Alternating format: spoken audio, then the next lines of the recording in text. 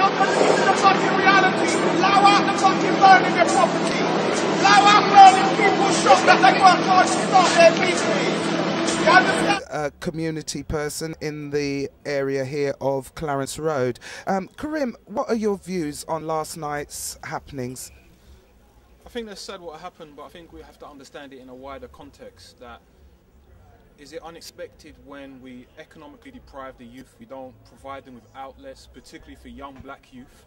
We don't encourage them academically, we encourage them sport-wise, but we don't encourage them and we deprive them of people to look up to as role models. We make their role models the rappers, the grime artists. That's right. But at the same time, we have to look at even in a historical context, that if you deprive a family of a male role model for 400 years that happened in the African slave trade, then you have a lot of boys that grow up being mummy's boys that have no rules and regulations within the home. The mother has to leave the home to provide for them. So all day long, they got PSP, PlayStation, and all of these things, and the games they're playing is Grand Theft Auto. So when it comes to reality, they've already done it in theory. So they passed the test without even acknowledging that they were going through a practice run of what the reality was going to be here. Exactly. How long are you going to play games where your main objective is to become either the #1 pimp, the #1 drugs dealer, and you do it by looting, shooting, killing, mugging? Then yeah. But as I say, these have to come into like the economic factor. They all roll in together. So I think this idea is a basic criminality. Yeah, it's a criminal act, but it's a criminal act that's based upon a historical context, on a social context. If we don't look at it on that wider way, then we're never going to understand these things, and we're never going to provide a means. We live in Hackney. There's supposed to be a 2012 borough. We've got the Olympic Stadium where next year Usain Bolt will probably set a new world record. But after Usain Bolt goes back home to Jamaica, where's going to be for the youth on the street? Exactly, exactly. What's going to be providing for them academically or somewhere where they can go to during the holidays? There's nothing for them to do. I'm sure there was many, and this is this perception that many of these young brothers and sisters yesterday were ignorant, were stupid. No, many of them are very highly intelligent. Yes. But there's no way for them to gear that inbred intelligence in them. So instead that intelligence is geared towards, well, you know what, how can I pull a man off here from the police so I can do a little jack over there? That's how it's being employed. Yeah. So like I say, it's many factors to it, but the overwhelming fact that I would say is historical neglect. And this idea that somehow that when the Scarman report was done in 1980, 81, that somehow that got rid of the situation of police stop and search. No, it didn't. It didn't eradicate it. It alleviated the problem. That's what it really did. So it just moved on. It's like a chameleon. A chameleon sets in with a new surroundings. If it's a red surrounding, he turns red. Well, that's exactly what the police did. They went from being black, to, well, you know, maybe it's a bit of black and blue, maybe a few Asians that we're going to pull in. But at the end of the day, the black man has always been seen as a criminal. And I think it was even in New Orleans a couple of years ago when the police chief said, as soon as I see a black man, I see a criminal. Yeah. Well, that's the same for the police here. But did you not see that there was an invasion last night of all races? So, I mean, it was awful to see, but said that it had to be under these circumstances. Do you not agree? Yeah, definitely, because I think any so-called ethnic minority or even working class white people have been economically deprived and so forth, so the rich and everything can be, you know, the rich are getting richer, the poor are getting poorer. But as I say, you know, that's the only time any kind of ethnic integration is when it's a scene like this. We don't get it otherwise. Yeah. So it's not surprising at all. So we have to, you know, Great Britain likes to pride itself on being great, of multiracial, multi-ethnic. Well, we don't really see that happening too often. Yes, it's only incidents like this. You know, England is multiracial at its own deciding. We will decide what it means to be black, what it means to be Muslim, what it means to be whatever. Do you feel that this, what they call the ricochet, the copycat effect in Birmingham and or Leeds and all the other places, do you feel they're actually feeling what's going on, or is it just a copycat thing to see if we can all go in Foot Locker and see how many trainers we can get?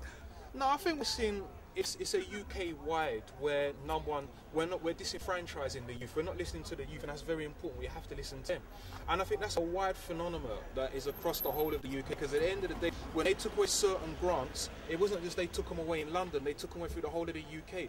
When they're disenfranchising young youth and encouraging them to take certain other paths that's more productive, that don't just happen in London, it happens across the whole of the UK. Do you feel that our MP for Labour here, Diane Abbott, do you feel she's doing enough to support the youths and this anti-gun and knife crime and all this antisocial behaviour that's going on? Do you think she's really putting herself out? I wasn't just in class Diane Abbott, I say Diane Abbott, Lammy, all its characters. You know, they say they're coming in to do something for our young black men and women, but wasn't it the same Diane Abbott that sent her son to a private school?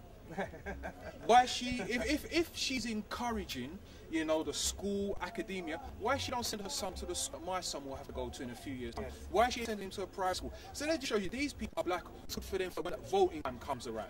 That's when they want, I want to do this, I want to do that. The rest of the time, their kids are going private school. They're not interested in us. And do you feel this would have continued finally if it was a Labour government still? Do you feel we would have still had this same pent-up tension? Regardless of what the government is, Labour, Conservative, Liberal, there's one overwhelming problem that none of these governments will address, and that is called intergenerational racism. And as long as they don't address that problem, it don't matter who's in power. You could have the EDL in power with at least, like Malcolm X said, I respect a man who comes to me as a devil and is a devil that comes to me as an angel but ain't nothing but a devil. That's right. That's any political party. And I think I even someone say, if someone says they want to stand for parliament, you don't trust them. And that's my attitude. So it's basically, as the old people would say in the Caribbean, he who feels it knows it, and if you can't hear, you must feel. Okay. Thank you very much, Hackne. No problem at all. Bless. Where I was standing, I live here. It took 3 hours. I said to them, when they came up, first of all, they're like, oh, we're just following orders. I go, if it was Mayfair, Knightsbridge, whatever, West London, you'd have squashed it in 10 minutes. Or you got the army on, you wouldn't let it happen. And they're like, oh, we're just following orders, mate. And then 2 hours later, the vicars come out. Yeah, I saw the vicar. I was talking to him on that corner, and we had another police charge. I'm talking to a fucking vicar, right? And next thing, I'm on the corner, all the youths are up there, and they're angry. They're angry. They charge. But I was like, running by the side. Next thing, I'm getting pushed, and then I got hit twice on the shoulder. And I go, what? I go, look at all the kids with balaclavas. They're throwing bombs at you. We're chilling out. We're just watching because it's on our doorstep. It's on your doorstep, so you're entitled to be outside your door. Quiet. The person next to me was a vicar. Yeah. He was a vicar. He had he had the dog collar on. And they were even rushing when the vicar was there. No, they hit me twice. And I was like, then off it.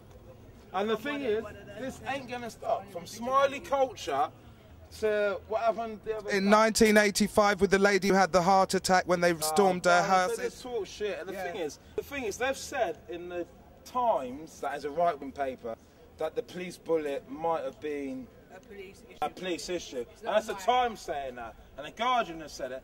But I reckon, even if they find out, the ICPC said, if they find out, they'll cover up, because London will burn. London will burn. If they find out. But imagine, if you're a kid, obviously he's a nice kid anyway, he's got a shooter on him, Trident aren't idiots, you're covering someone. But if 8 coppers with Mac 10s come at you, would you shoot at them? No one would. No one would. They would not shoot. And if they find out, they're going to cover it, mate. Well, there you have it. This is from someone who lives in the neighbourhood. This is the carnage here that's been there. Thank you very much.